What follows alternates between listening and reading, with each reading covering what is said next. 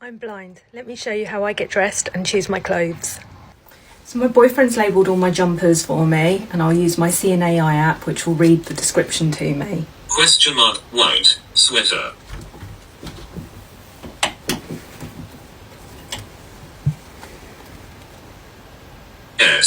Pink sweater. And the same with all my jeans. Diesel dark bio. Blue. Skinny fit W7. Hollister black. Super soft skinny. High waist. And that is how I get dressed. And then we just retag everything once we've done the washing. I'm blind. Let me show you how I make my morning coffee. So I use a liquid level indicator. As soon as the water hits the prongs, it will start beeping. We also have tactile buttons on our fridge so that I know what the water is.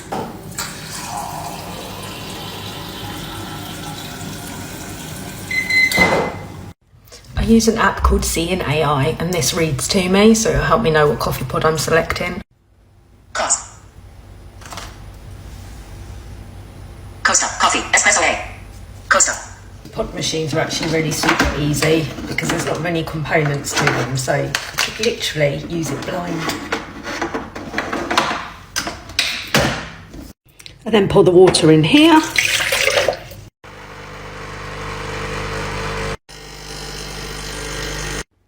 Happy Saturday. I'm blind, so let me show you how I chop vegetables. I'm severely sight impaired, which is blind in the UK, and I find that using different coloured knives and chopping boards when cutting certain fruit and veg definitely helps. Although I'm colourblind, I can just about make out the edges of things when I'm cutting.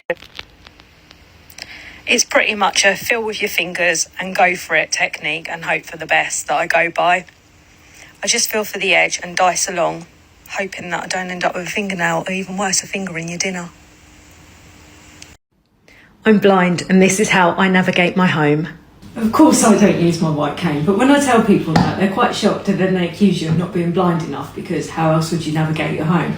But it's exactly the same when you get up in the middle of the night and go to the bathroom. You don't put all the lights on because you'll wake everyone up. You just feel your way, and that's exactly how I navigate my home. I know where all the breakable things are, and my family know not to leave anything on the floor. So for example, this is my hallway. I know that there's picture frames and a plant pot here, and the stairs are to my left, and I'll just run my hands along the non-breakable side of things usually. I know that to my left is the stairs and to my right is the study, and once I get to a certain point I know to run my hand along the wall if I need to be. Quite often I'll bounce off the odd door frame, but hey, that's always fun.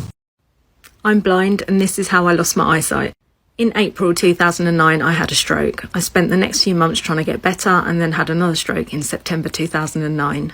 Once I was allowed to start driving again, I noticed that my night vision wasn't that great, so I went to see the ophthalmologist. I went to a special eye hospital in Haywards Heath, and they noticed that the rods and cones weren't doing what they should have been doing and that the stroke had affected them. They referred me to Moorfields Eye Hospital in London, where I underwent many tests. These tests confirmed that the rods and cones were in fact damaged, and although NASA had invented bionic rods and cones back then, there was nothing they could do for me because they noticed there were 6 different defects in each eye. They could see these defects, but they had no idea what they were or why they were there. Since then, I've been going back to Moorfields almost every 3 months just to check the progression of the defects.